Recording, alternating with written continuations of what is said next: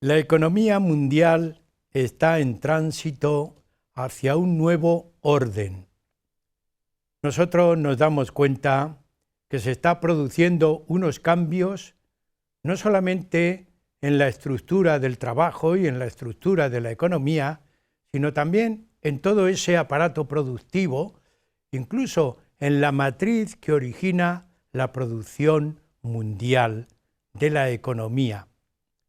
También nos estamos dando cuenta que hay un gran cambio en las relaciones internacionales, incluso lo que de otra manera o anteriormente podía parecer una relación más o menos mantenida de los estados, empieza a modificarse y a cambiarse, y hasta podríamos decir las propias instituciones que los representan a nivel mundial. Huella de nuestro tiempo les presenta hoy hacia dónde camina la economía mundial.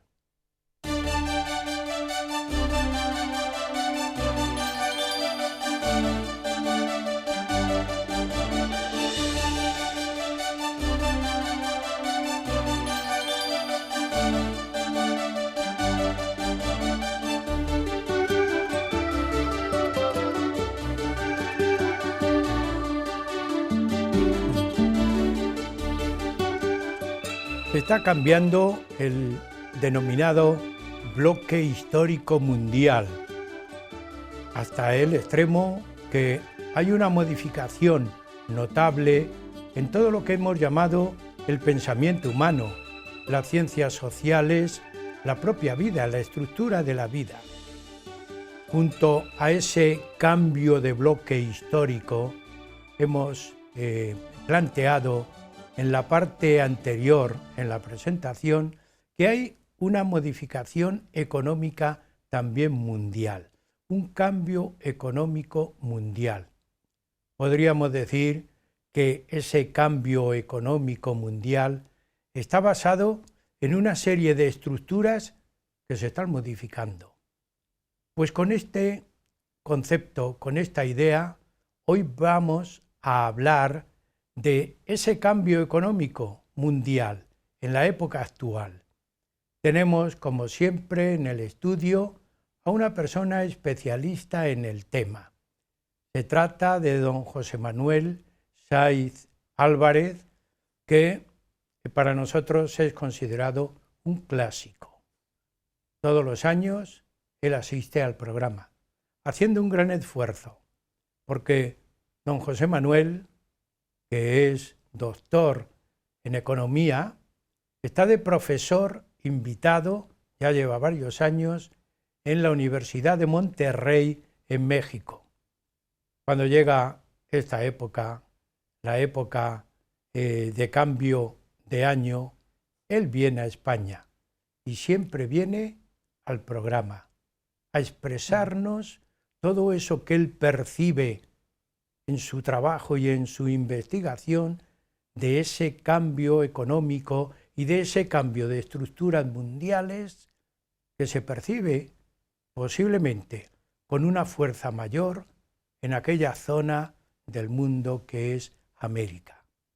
José Manuel, muchas gracias por acudir a nuestra llamada, acudir a nuestra petición, porque siempre lo haces con alegría, con ilusión, y también buscando lo que hay que divulgar para que quien nos ve y nos escuche piense que la historia no es algo fijo y estático.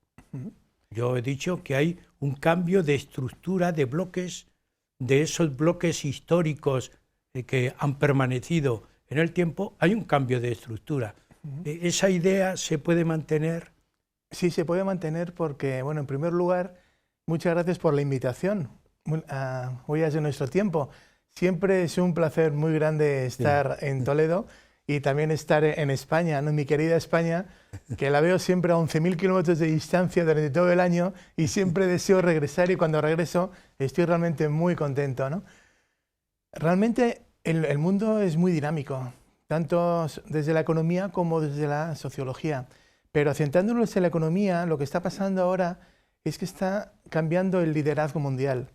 En un principio, desde la Segunda Guerra Mundial, ha sido siempre Estados Unidos, pero a partir de la Organización de Cooperación de Shanghái en concreto, se está produciendo un cambio que está beneficiando sobre todo a China, a pesar de la guerra comercial que está teniendo con Estados Unidos. Una guerra comercial que es una especie de tapadera, de velo, de lo que realmente el problema de fondo, que es el gran déficit comercial que tiene Estados Unidos con respecto a China. En esta figura verán los televidentes que el rojo es muy amplio, muy grande. Ese es el déficit comercial de Estados Unidos con respecto a China. Realmente importa muchísimo porque China ha cambiado. Antes eran productos de baja calidad, un bajo precio, eran ventajas competitivas de segundo orden. Ahora han introducido desde el año 2004 un gran impulso en la investigación, en I+D+I sobre todo, de tal manera que ha cambiado los productos a una mayor calidad. Ya no son meramente copistas, ¿no? Ya no copian tanto, y también innovan. Producen más originalidad. Sí, hay innovación, sobre todo en tecnología. Yo manejo la prensa diaria y las noticias se van repitiendo. En un periodo de tiempo, con mucha facilidad, se repiten. Y hay un problema que afecta muchísimo a España, porque estamos diciendo los bloques históricos donde el centro era Europa, ha cambiado. Bien, pero es raro es el día que en las páginas de economía no aparece un poco esta idea. La modificación de los aranceles que tiene Estados Unidos con Europa y a nosotros nos llega, por ejemplo, la oliva. Exacto. Y claro, llega un momento que es como si hubiera una presión, ¿verdad? Es que lo que sucede es, y es algo muy curioso, que Estados Unidos, a través de Donald Trump, está repitiendo un gran problema, un gran fallo, un fallo estratégico que hubo en la década de los 70 en América Latina, y es el argumento de la protección de la industria naciente. Estados Unidos cree, a través de Donald Trump, que poniendo aranceles protege a sus empresas. Y esta protección, a corto plazo, puede estar relativamente bien, pero a medio y largo plazo crea ineficiencias productivas. Lo que sucede es que si tú tienes mucho arancel, mucho proteccionismo, al final creas mercados cautivos en el interior. Y lo que sucede es que las empresas ya no pueden competir globalmente de forma tan abierta como ahora, ¿no? Lo mejor es que compitan entre ellas y que no haya aranceles.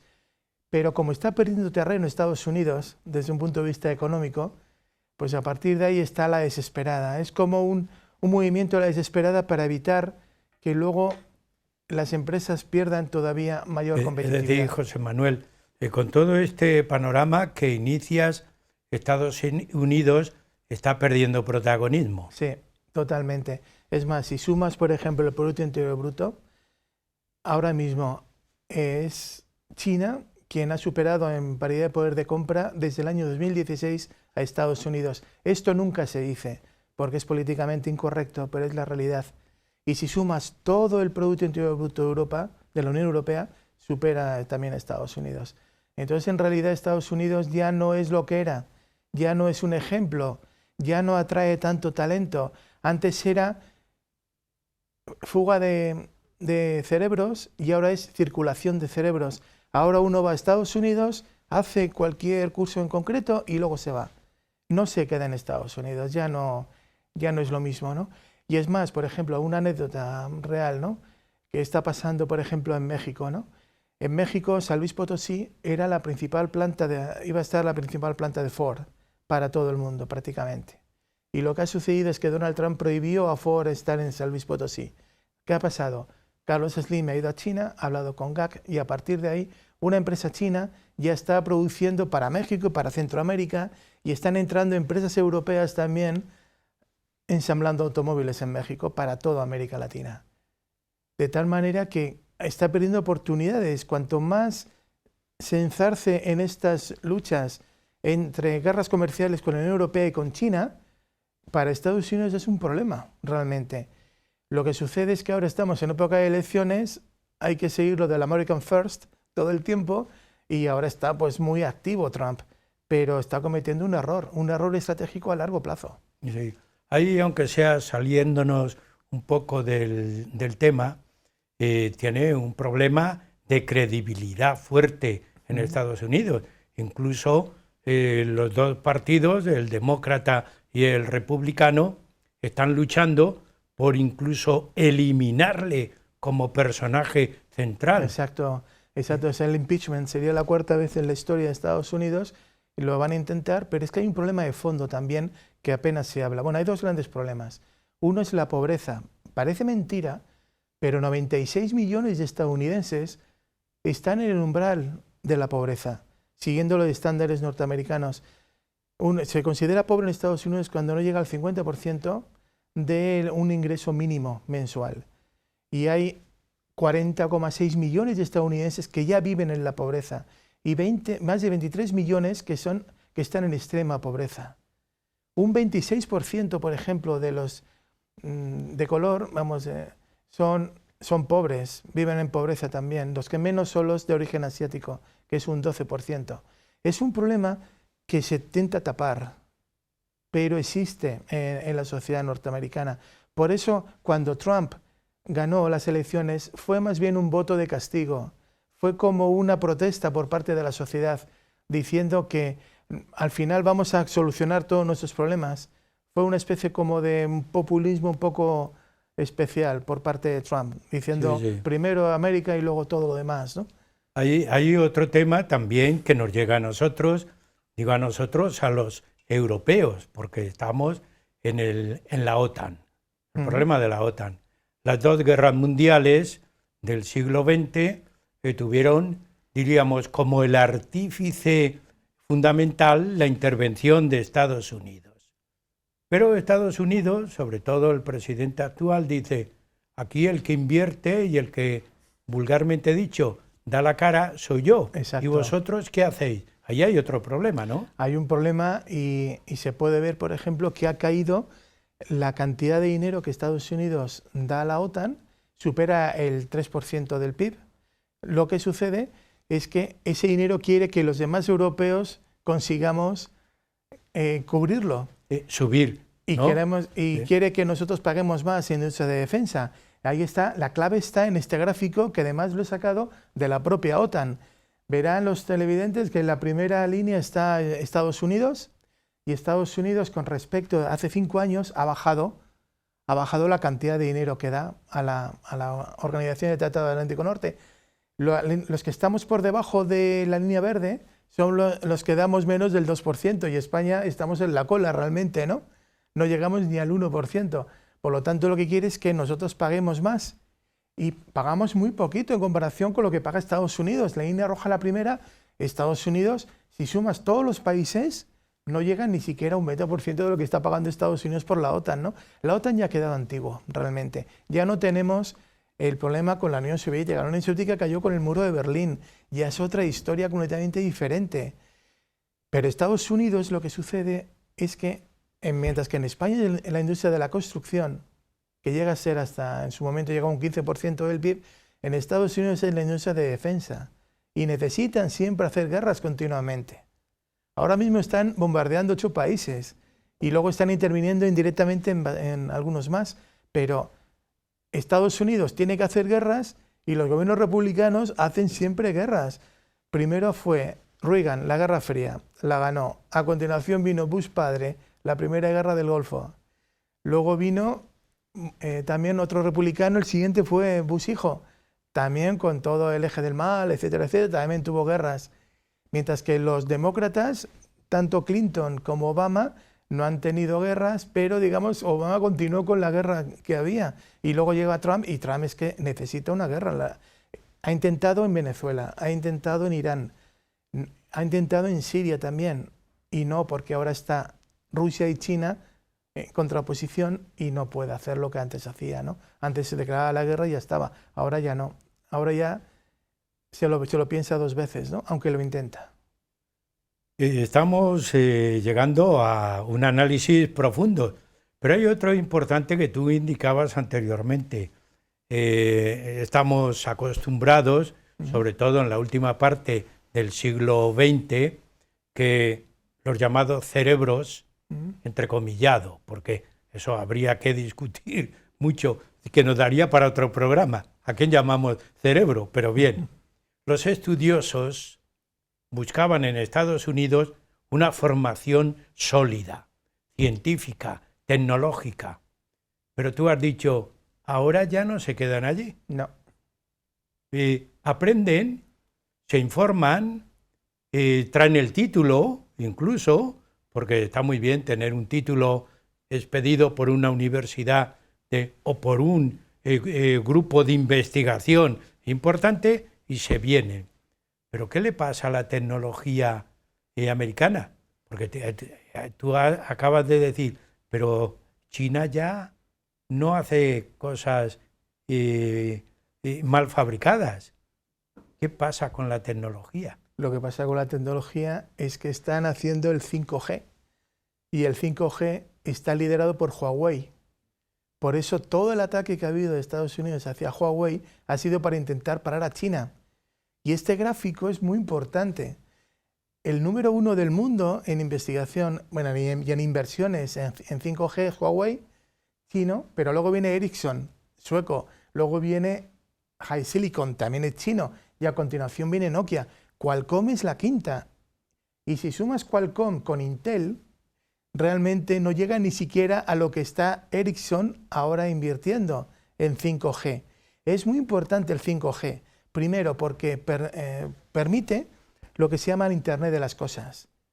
Todo en un futuro va a estar interconectado, todo en tiempo real. Puedes estar en el coche, quieres encender la calefacción de casa y directamente desde el coche das un botón y directamente la enciendes.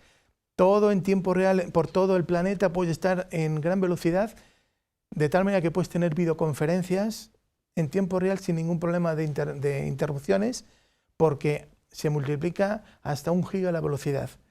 Por lo tanto, quien domina el 5G, domina la tecnología del futuro. Y hoy en día es China quien está dominando. Yo en la última época estoy acostumbrado a ir a comprar a un mercado de estos chinos, pues un producto de eso, del uso que llamamos. Y la última vez que fui a adquirir ese producto, era una cosa muy sencilla, sobres. Me dice el chino que regentaba, dice, ya no lo fabricamos. Me dejó muy perplejo. ¿Por qué? Dice, porque lo fabrican ustedes y además nosotros. Me dio una explicación que yo no entendí en su media lengua, que ya no lo fabrican. Se ve pues que no le interesa, que ese producto ya lo considera poco, de poca validez, o de económicamente muy pobre. Dice, no, eso lo fabrican ustedes. Digo, y le dije yo, pero en España, sí, se fabrica en España, pero nosotros no. Está ocurriendo eso, ¿no? Sí, porque ocurre que con los productos de bajo valor añadido es muy caro traerlos desde el extranjero. Por lo tanto, es más fácil la producción local. Y ellos ahora están cambiando, están pasando de ventajas de segundo orden a unas ventajas de primer orden. Y lo hacen de forma muy callada, de forma muy pacífica. No se meten con nadie, no protestan en ese aspecto, quitando Hong Kong, que es un caso especial, pero en el resto de China está todo muy tranquilo, de tal manera que con esa tranquilidad van entrando poco a poco en los mercados y van teniendo además unos clientes que luego son fieles. Bueno, no es por hacer publicidad, pero por ejemplo, mis 2 móviles son chinos y uno de ellos es alta gama y no me deja tirado en ningún lugar del mundo. He hecho llamadas telefónicas y me haya entrado internet a 4.500 metros de altitud en pleno altiplano boliviano, donde no entraba ninguna señal, y de pronto ¡plum!, entra. Dices, madre mía, menuda tecnología. Sí. Es decir, Estados Unidos está ahora en un periodo de bajada tecnológica. Está en un momento un poquito de estancamiento. Tienen, digamos, grandes compañías, tipo Google, tipo Microsoft, etcétera, grandes compañías mundiales, en las cuales, pues, digamos, tienen su liderazgo, pero digamos que hay empresas chinas, empresas Los japoneses también se han quedado un poquito en el camino en ese aspecto, pero empresas chinas que están emergiendo muy fuertemente. Es más, incluso Vladimir Putin en Rusia ha hecho una prueba este año en la cual solamente Internet, que sería para Rusia nada más, mientras que lo consiguió durante un día, ¿no? Y ahora, por ejemplo, hay cuentas de correo electrónico encriptadas en las cuales no están en Estados Unidos, están en otros países, ¿no? Para evitar que te vean, que te lean los correos. Otro tema ya en un plano social. Aparece gran violencia, aparece, diríamos, una conmoción social en la sociedad americana. ¿Cómo podemos un poco situar este tema? Hay mucha violencia porque hay 310 millones de armas en Estados Unidos. Y hay incluso quien tiene armas en su casa como colección. De tal manera que te las puedes comprar directamente en Walmart. Walmart es como si fuese, o sea, son los grandes almacenes allá de comida, ¿no? Entonces compras los tomates y a partir de ahí luego te vas a la estante de al lado y te compras el arma directamente, ¿no? Claro, ¿qué sucede? Pues que con tantas armas siempre puede haber alguno que no esté muy bien equilibrado mentalmente y puede hacerlo lo que sucede, ¿no? Que hay grandes matanzas. En este mapa pues se ve el número de muertos que ha habido en 2019 en Estados Unidos, quitando las montañas rocosas, que no hay población, y algunas llanuras centrales en Estados Unidos, que está lleno de trigo y de cereales en general, pues el resto está lleno de puntitos rojos, ¿no? Pues realmente hay mucha violencia en Estados Unidos. Pero bueno, es así por constitución además, ¿no? Se ha intentado cambiar, pero la sociedad del Rifle no lo permite y por un derecho, digamos, constitucional, cada uno puede tener en su casa armas y puede defenderse en caso de asalto. Esto ya es un poco histórico, ¿no? Y además se va a mantener en el tiempo. Sí, eso va a ser siempre. No se cambia. Pero interviene también en la vida de cualquier sociedad, de cualquier nación, de cualquier época histórica. Siempre hay una influencia religiosa. ¿Y qué ocurre? Porque cuando vemos la divulgación del concepto de familia que tienen, del concepto de relación humana, o nos confunden, nos desequilibran incluso nuestro pensamiento cuando leemos noticias, pero es una sociedad muy convulsa. Bueno, realmente es muy curioso porque solamente hay un día al año que realmente se puede decir que las familias estén unidas, que es el Día de Acción de Gracias. Ese día, digamos, todas las familias se unen, da igual que sean cristianos en general, católicos, protestantes, etcétera, ortodoxos, sino también musulmanes, hinduistas, de todo. Ese día se une la familia, mucho más que en Navidad, en Estados Unidos. Pero en el resto del tiempo, cada uno va por su lado generalmente, ¿no? Cuando ya cumple la mayoría de edad, se puede decir que buena parte de las familias estadounidenses dan libertad a los hijos y a partir de ahí ya salen de casa, ¿no? Claro, uno tiene que salir de casa cuando realmente tiene las posibilidades, ¿no? De pronto a los 18, 20 años y te vas, ¿no? Eso tampoco es, ¿no? Y luego también es falta de valores, es lo que sucede, es una sociedad muy materialista. De todos los países que conozco, y conozco a más o menos un 25% del planeta, es el único país del mundo en el cual cuando te dicen tengo una casa, te dicen tengo una casa de 200.000, 400.000 dólares, tengo un coche de 50.000 dólares, me he comprado esto que me ha costado 10.000 dólares, a mí ¿qué más me da lo que te haya costado? Pero para ellos es una especie como de estatus, ¿no? Cuanto más caro donde vives, mira, el otro día me dieron un dato que me quedé muy sorprendido, sabía que era muy caro, pero tanto.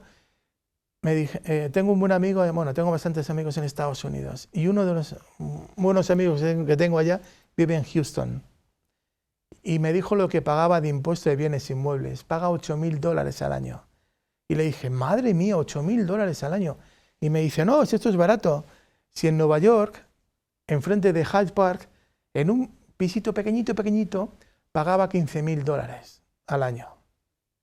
Por eso hay muchos inmigrantes que van a Estados Unidos creyendo que, fíjate lo que me van a pagar. Lo importante no es cuánto ganes, lo importante es si puedes ahorrar. Si tú ahorras, te merece la pena, si no, te lo gastas todo al final, ¿no? Y la vida en Estados Unidos es muy cara, realmente, sobre todo en determinadas ciudades. Hay solamente un detalle para que llegamos a la mitad del programa.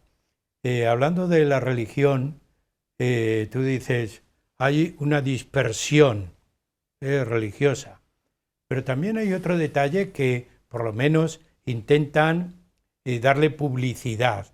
Cuando un presidente de los Estados Unidos jura el cargo, lo hace delante de la Biblia. Sí. Y claro, eso es como diríamos una publicidad muy llamativa, muy positiva. No es frecuente eso en otros países. ¿Puede haber alguna explicación o solamente es un simulacro político? No, más bien es una tradición que ellos tienen y realmente es muy loable porque lo ponen delante. Si te pones delante de Dios, le das un nuevo sentido a lo que estás comentando. Cuando es muy distinto jurar que prometer. Cuando uno jura, realmente se involucra delante de Dios Padre, ¿no? Por lo tanto, es mucho más profundo todas las palabras que está diciendo que si meramente promete. Por eso es una tradición que está muy bien y es una costumbre muy buena por parte de ellos a la hora de jurar con la Biblia. Bueno, José Manuel, llegamos a la mitad del programa. Estamos analizando toda la vida de Estados Unidos, pero en la segunda parte vamos a dar un salto, no muy grande, en el mapa, pero un salto geográfico. Exacto, sí. Así que, amigos, un pequeño descanso y seguimos con ustedes en el programa Huellas de nuestro tiempo.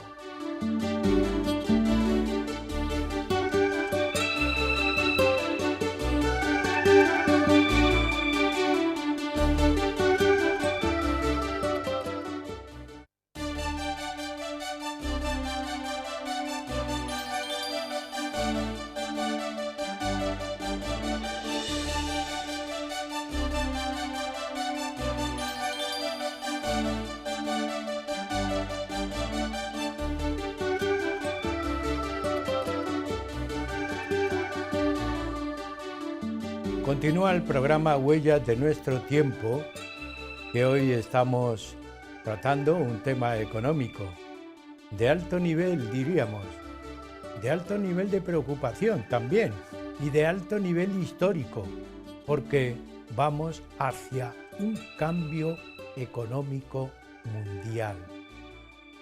Tenemos en el estudio a don José Manuel Saiz Álvarez, profesor, doctor en economía, y además una persona que por su cátedra, por su profesión, está investigando continuamente en todo este cúmulo de movimientos que aparecen en el mundo y que tanto están repercutiendo en la vida de cada nación, hoy diríamos de cualquier nación del mundo.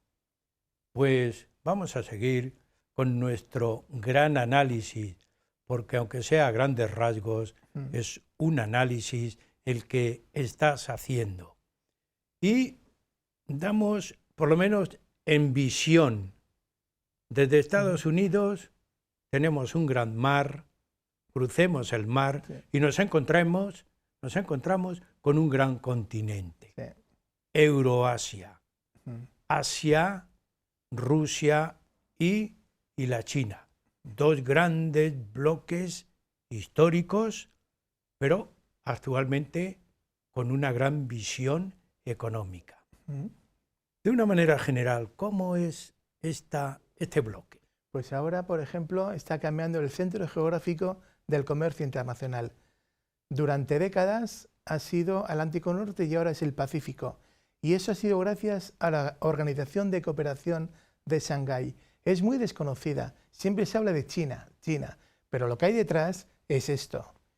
Esta es la unión de estos países que aparecen, estos miembros, en los cuales, unidos solamente los de color verde, es una cuarta parte prácticamente de la población mundial.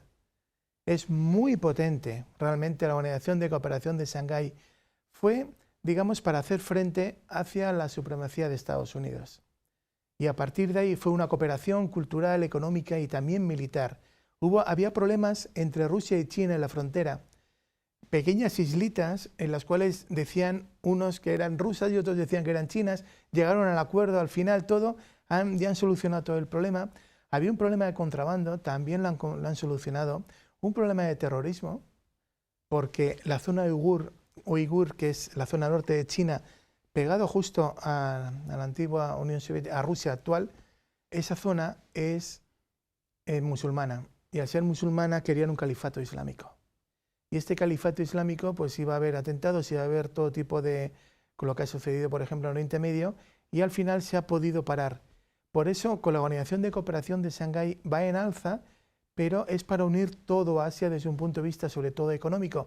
Y además se une con Europa, con la nueva ruta de la seda, y me he ido a las fuentes originales. Como ya el inglés ya no es la lengua franca ya, como lengua internacional, sino que es el ruso y el chino, este mapa está en ruso.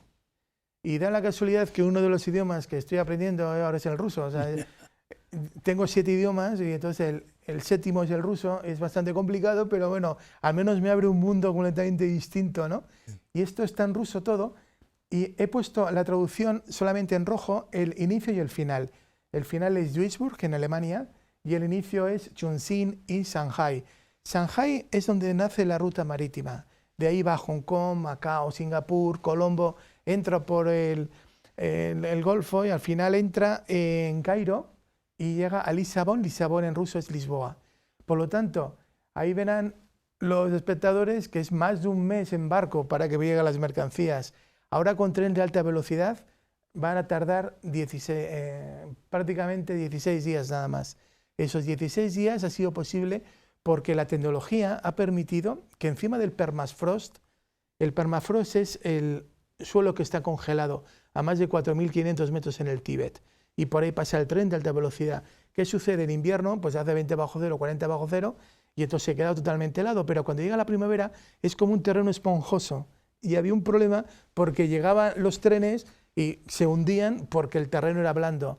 Han hecho toda la ruta, esa parte, a más de 4.000 metros en adelante, hasta la frontera con Rusia, han puesto pilares en el suelo, de tal manera que ya no se hunde el suelo. Lo estamos viendo ahí, ¿no? Y a partir de ahí, cuando llegas hasta Kazajstán, desde Kitai, que es China, Kazajstán, que es en amarillo, justo ahí, toda esa zona, Urumqi, que está justo la ciudad anterior a la frontera, todo ese último tramo que está en rayitas azules, era el permafrost. Había un problema técnico tremendo, lo han solucionado y entonces ahora en tren de alta velocidad se puede ir de China hasta Europa sin ningún problema, pasando por Rusia, por Polonia, por Bielorrusia y ya directamente pues entras en Alemania, ¿no?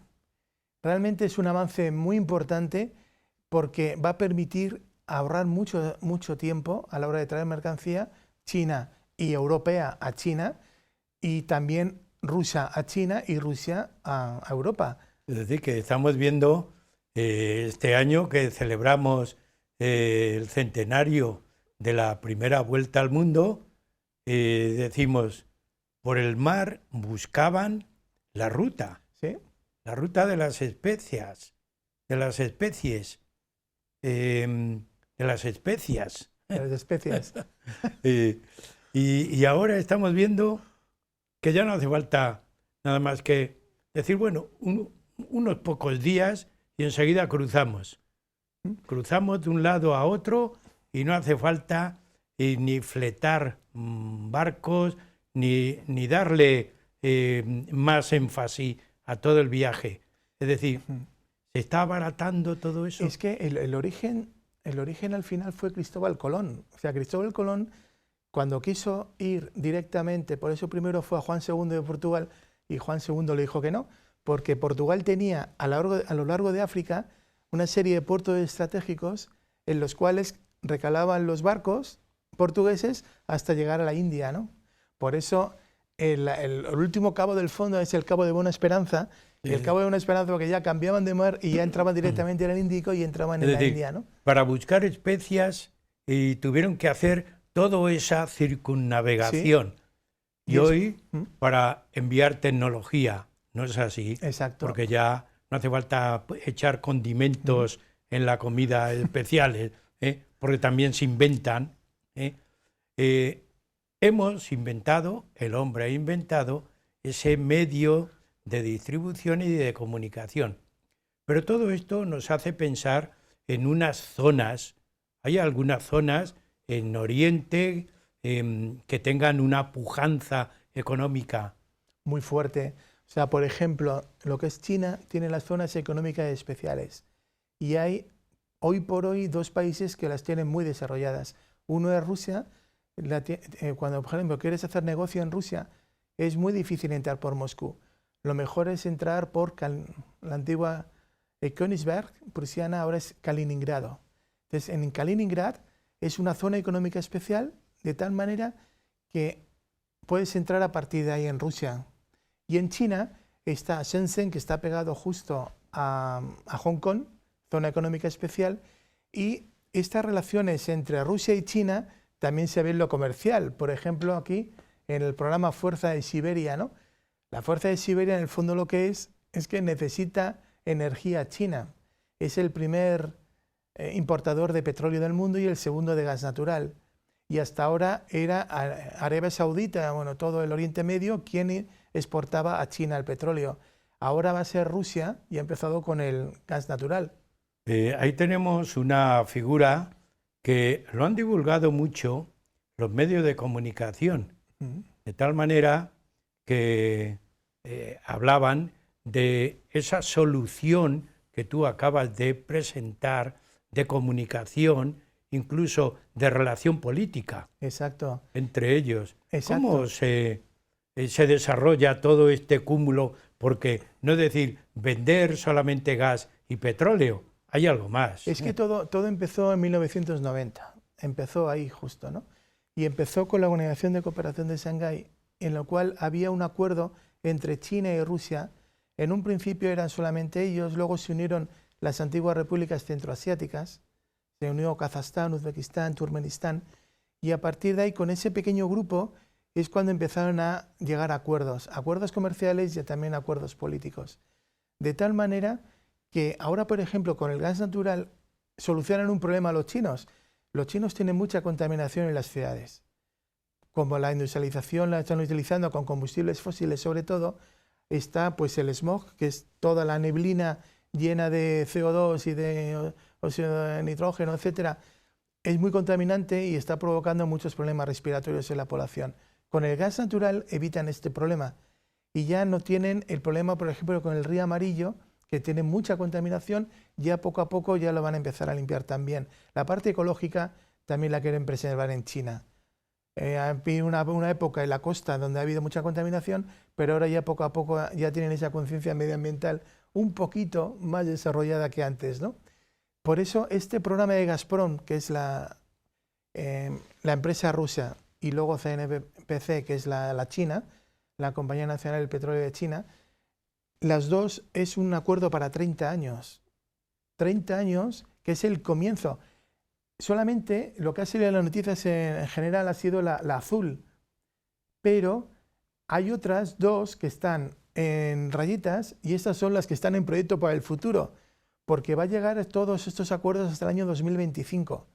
De tal manera que se va a convertir Rusia en el principal proveedor de gas natural de China, igual que ya lo es el principal proveedor de Alemania. Un 50% de la energía alemana viene de Rusia también.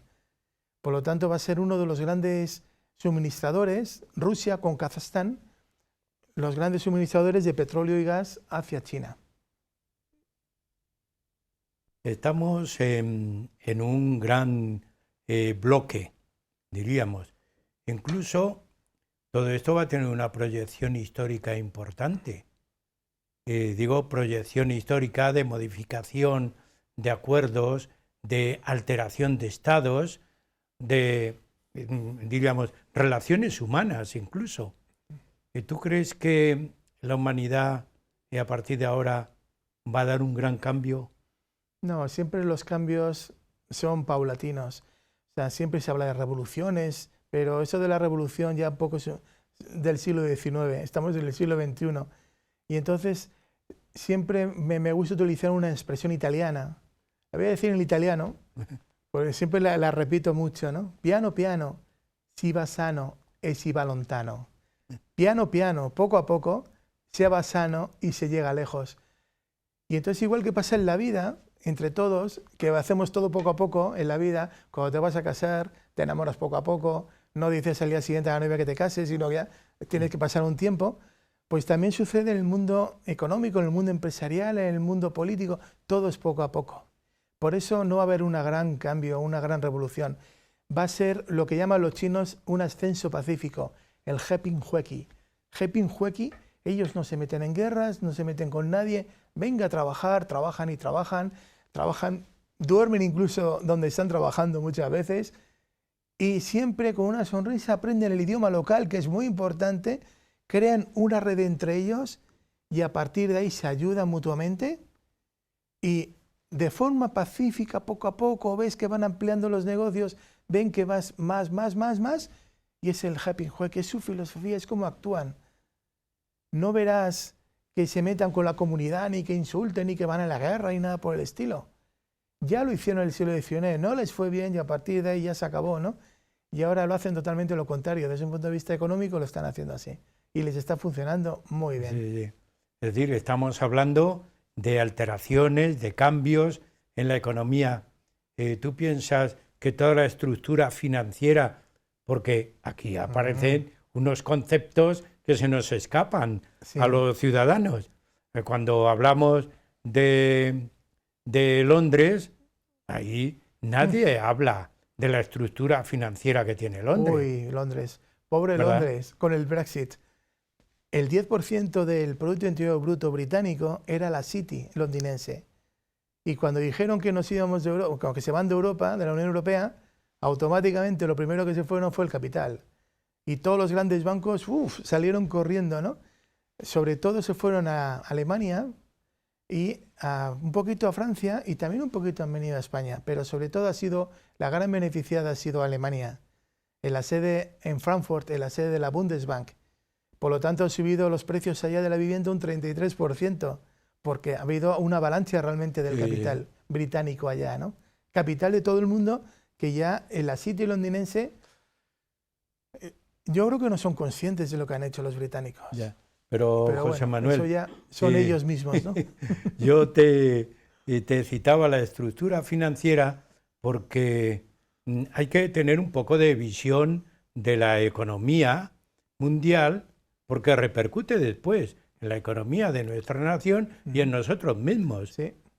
Si los intereses son bajos, si no se puede aplicar los ahorros, si hay que guardarlos para que no se los lleve los impuestos, pues claro, hay que pensar, bueno, ¿y todo esto cómo se mueve? Y tú acabas de citar algo, la City londinense se va a Frankfurt. Sí, prácticamente. Pero, ¿y qué ocurre con la influencia de Rusia y de China? Porque ellos financieramente también se mueven. Son muy potentes, de los 10 primeros bancos. ¿Cómo compite eso con la Unión Europea, ese bloque? De los 10 primeros bancos del mundo en capitalización bursátil, más de la mitad son chinos y cada vez van más hacia arriba.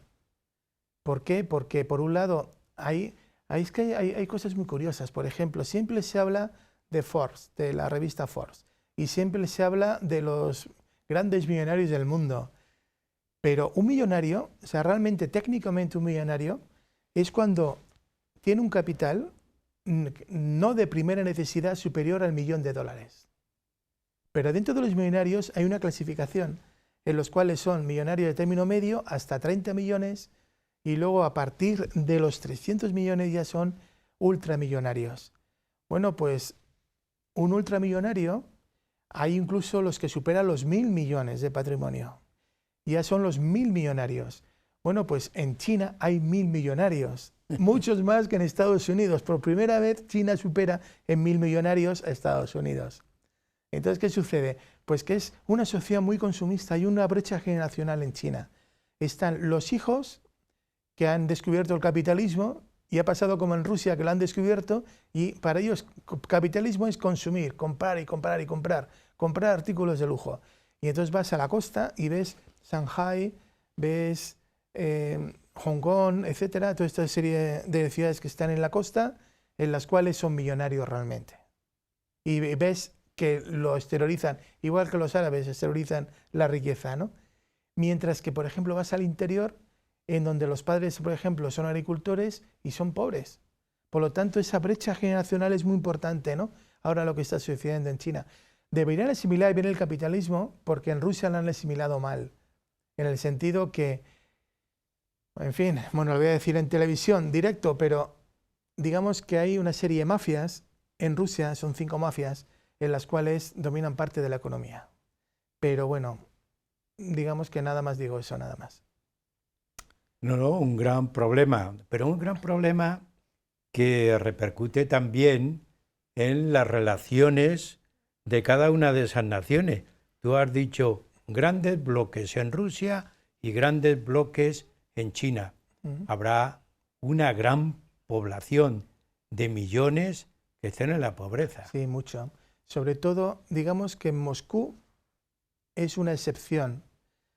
A 50 kilómetros de Moscú ya empiezas a ver ya una gran diferencia y sobre todo a partir de ahí, zonas rurales yendo hacia Siberia, hay mucha pobreza en Rusia. Hay mucha desigualdad social. Es el país del mundo en donde más desigualdad social hay entre los ricos y los más pobres. En China, hay un plan ahora en China para desarrollar todo el interior de China.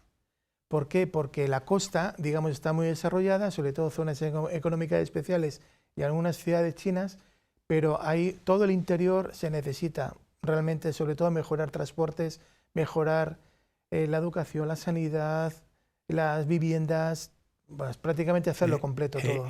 Entramos en un gran problema social. Sí. Ese problema social es muy complejo o muy complicado, empezando por el tema de la corrupción. No hay control, no hay límite. Bueno, lo que pasa es una cosa, o sea, en China si eres corrupto te fusilan directamente, da igual quién seas. Por lo tanto, la corrupción en China está totalmente controlada. En China sí, está controlada. Pero hay otros temas, el tema de la familia. ¿Cómo en este gran bloque que están formando Rusia con China, cómo se mueve este concepto? La familia es una familia extensa, eso viene de Confucio, y a partir de ahí hay mucho respeto a los mayores. El abuelo es el que habla, y cuando habla el abuelo es lo que realmente toda la familia obedece, porque es la sabiduría.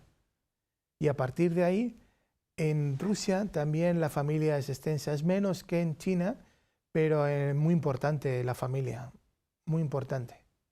Eso puede dar una estructura social sólida, ¿no es así? Sí. Para mantener, bueno, si la economía poco a poco se va introduciendo, se va, diríamos, acompañando a este concepto social, pues pueden dar un gran bloque histórico, incluso un gran cambio, yo pienso, Sí. Aunque tú decías piano. Sí, pero se hace poco a poco, porque además es la forma de actuar en China. Es todo piano, es todo poco a poco, realmente, para que haya un cambio gradual. Si tú quieres que una economía sea fuerte en el tiempo, no puede haber grandes especulaciones. Tiene que haber una buena base, y esa buena base se va formando poco a poco. Se empieza por la educación, y se empieza primero por la familia, luego la educación y a partir de ahí luego el trabajo, pero todo tiene que ser poco a poco. Siempre hay muy buenas oportunidades en la vida y sobre todo hay que saber cuándo pasa el tren. Y cuando pasa el tren bueno realmente es pillarlo al vuelo. Cuando uno lo pilla al vuelo, entonces realmente es porque detrás ha ido sembrando durante años poco a poco. Todo lo que es rápidamente especular y ganar en bolsa y sube, baja. Mi padre, que en paz descanse, decía, lo que sube rápido en bolsa baja también rápido, y es verdad. Estamos al final del programa, pero hay algún concepto que yo quiero que se termine aclarando un poco más. El mundo se mueve históricamente por la economía, pero también, diríamos, por el enfrentamiento. Yo en alguna ocasión pienso, ¿será posible pensar que la humanidad está enferma porque siempre está en lucha? Tú hablabas en la primera parte, Estados Unidos se tiene que inventar luchas, guerras, porque tiene que canalizar la economía. Pero tenemos que terminar el programa con algo un poco más positivo. Hay un ascenso pacífico, lo necesitamos. Sí, y además ese ascenso pacífico, el Geping Huaqui chino, es el que se está imponiendo poco a poco en el mundo. Como siempre sucede, la paz viene poco a poco y viene de forma gradual para quedarse. Es decir, llegamos un poco con esta idea al final de nuestro programa, ¿no? Es decir, la economía está moviendo conciencias, está moviendo estados, está moviendo naciones, pero hemos visto que en algunos lugares como Estados Unidos la familia teóricamente está muy desunida, sin embargo muy consistente en Rusia, en Rusia y en la China. Por eso en la economía están haciendo ahora lo que se llama economía solidaria. Hay otros que lo llaman economía social también, y está basado muchas veces en cooperativismo. Por ejemplo, en Puerto Rico, que es un estado asociado de Estados Unidos, hace unos años me dieron un reconocimiento en el Capitolio porque ha quebrado Puerto Rico. Y al quebrar Puerto Rico, pues las pymes están diciendo, ¿ahora qué hacemos? Porque realmente lo estamos pasando mal. Entonces estamos haciendo economía solidaria dentro de Puerto Rico para que resurja. Y todo se basa en cooperativismo principalmente. Y aunque sea solamente un último dato, tú vives en México, ya en el programa que hicimos el curso pasado, también México tenía un protagonismo. ¿Ha cambiado algo? ¿Cómo se mueve la nación? Digamos que México sigue tal como está. México tiene ahora pues un nuevo gobierno con Andrés Manuel López Obrador y es un gobierno populista realmente, ¿no? Entonces, digamos que hay como tensiones dentro de la población incluso y luego tensiones también hacia Estados Unidos. Veremos a ver qué sucede, ¿no?, con Andrés Manuel López Obrador, pero de momento la economía mexicana va a entrar en un proceso de crisis económica. Ya empiezan ya los primeros atisbos y como los allí son sesenios, son 6 años, lleva un año, no ha hecho nada, quedan 5 años más, veremos a ver qué sucede en estos 5 años, ¿no? Por eso México es un gran país, es un país muy rico realmente, pero tiene un problema de redistribución. Hay muchas desigualdades sociales allá y es un país hermano muy querido realmente, ¿no?, porque tiene mucho potencial. Toda Europa prácticamente desde un punto de vista territorial entra en México, de lo grande que es, y sería más grande todavía si los 2 millones de kilómetros cuadrados que está en Estados Unidos, que era parte de México, se reintegrasen otra vez en la República, pero es muy difícil que eso suceda. Y hay mucha relación en el fondo, hay un aspecto sentimental fuerte entre muchas familias porque tienen parte de los primos en Estados Unidos, sobre todo en el sur de Estados Unidos, y el resto está en México. Por eso México siempre digo que es un gran país, tiene mucho potencial, pero lo que le falta a México es que no haya tanto político, sino que haya un hombre o mujer de Estado. Porque un hombre o mujer de Estado tiene una visión, y esa visión es sobre todo mirar hacia el futuro y no pensar en rellenarse él mismo los bolsillos o ella misma, sino directamente pensar en los demás. Y tiene toda la posibilidad, México, de hacer una transformación. Pero de momento veremos a ver qué sucede. Soy un poco precavido en ese aspecto. Bien, José Manuel, yo te agradezco en nombre del programa toda la exposición que nos has hecho y que continúes con la misma idea de investigar en estos procesos económicos que tanto repercuten en la vida del mundo y también que continúes con Huellas de Nuestro Tiempo. Yo por mí encantado. Siempre que vengo a España, lo primero que hago es venir a Huellas de Nuestro Tiempo. Pues precisamente ayer aterricé, dormí directamente y ya he venido a Huellas de Nuestro Tiempo. Realmente muchas gracias también a los cámaras que están acá y a los técnicos. Pues muchas gracias por estar con nosotros y también a ustedes, amigos. Como siempre, yo les emplazo a que nuestros programas todas las semanas está en antena. No se olviden de ello. Muchas gracias. Muy bien.